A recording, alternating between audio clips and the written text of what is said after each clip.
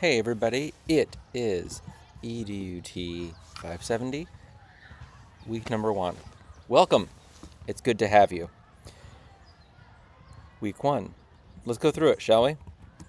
All right, so the goal this week is looking at models and methods of reflective practice.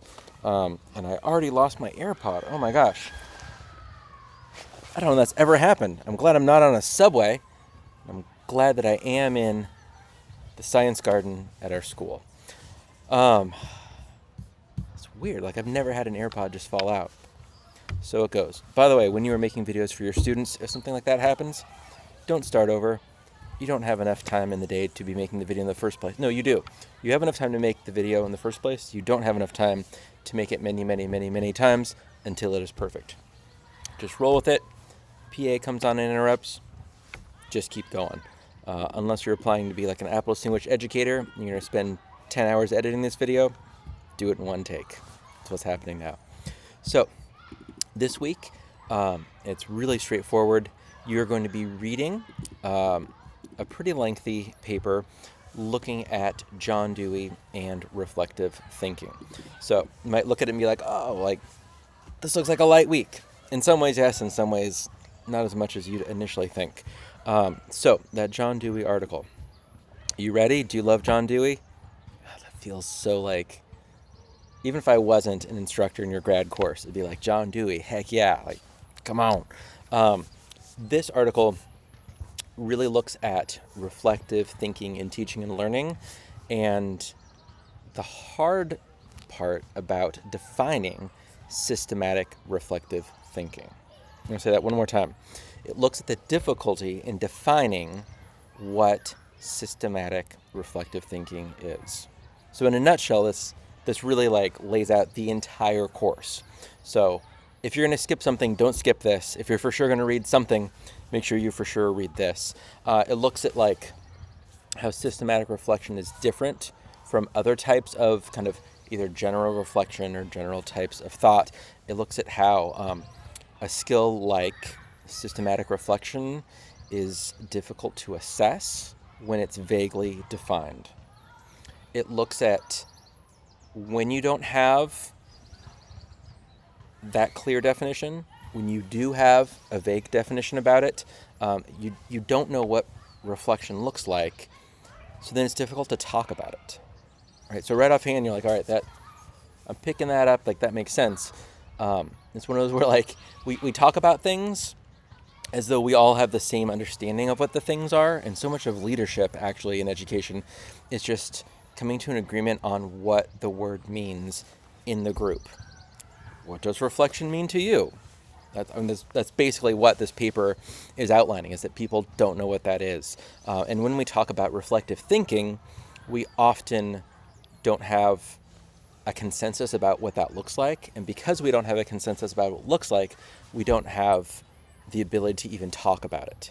And so reflective thinking is likely going to be pretty new to you. It's a specific thing.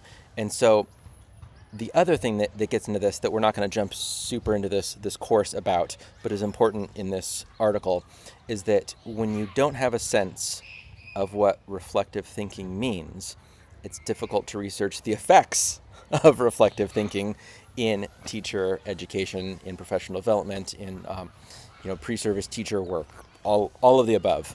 And so this looks at John Dewey's work in reflective practice, and gives you kind of a starting point for reflection, reflective practice, and then yada yada. Let's go through like all the different buzzwords, right? Teaching, learning, assessing, researching, all those things. And the hope, the dream, the outcome of reading this is that the concept of reflection is clearer, and then and we kind of go from there. So that is that article. I just gave you a decent summary of that. So what you're going to do is read that. It's pretty dense. It's pretty lengthy. It's good stuff, though. And then what you're going to do is add a 1-minute reflection in Flipgrid, in Flip. The video we have embedded just below shows Flipgrid for students. It is now Flip. It is Microsoft Flip. I might call it Flipgrid a few times, because that's what it was for so long. You're going to do a video reflection. In that link, week 1 reading reflection. This is the week 1 reading, so you're going to do a 1-minute reflection on it. You're going to share an aspect of the article that you found interesting, applicable, thought-provoking. And yeah, you're going to look at a few other of your classmates' reflections. One request we have in your Flip video is to change your background, right? Key it out to give you a little bit more privacy with that. And if you need to know how to use Flip, there's a tutorial for you in that first section of readings and videos. I found at our school in particular, as a quick aside, that Microsoft Flip was really gaining in use 2017, 18, 19, 2020 hit, and it became something that our teachers heavily leaned on during remote learning. And now I feel like teachers have kind of lost their appetite for Flip, which is a shame. I think just everybody got kind of burned out on it here because we used it a lot. And it's such a powerful tool for student voice, both pedagogically and literally student voice. It's so good.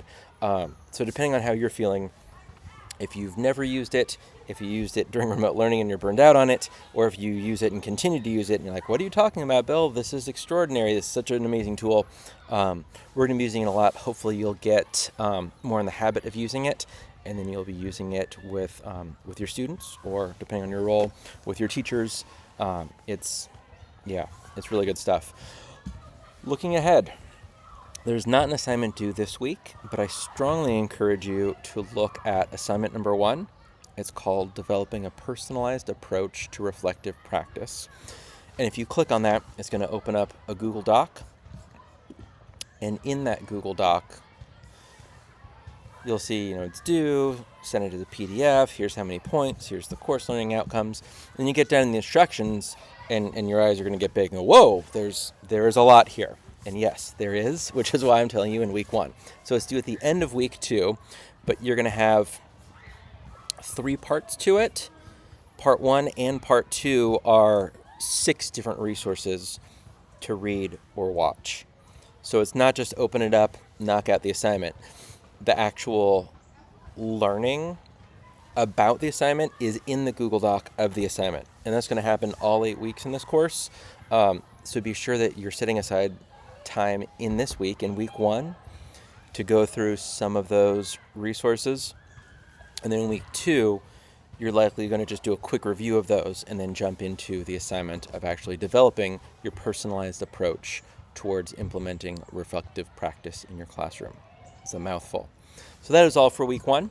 If you did not watch the introduction video, please head over to that. Take a look at that video.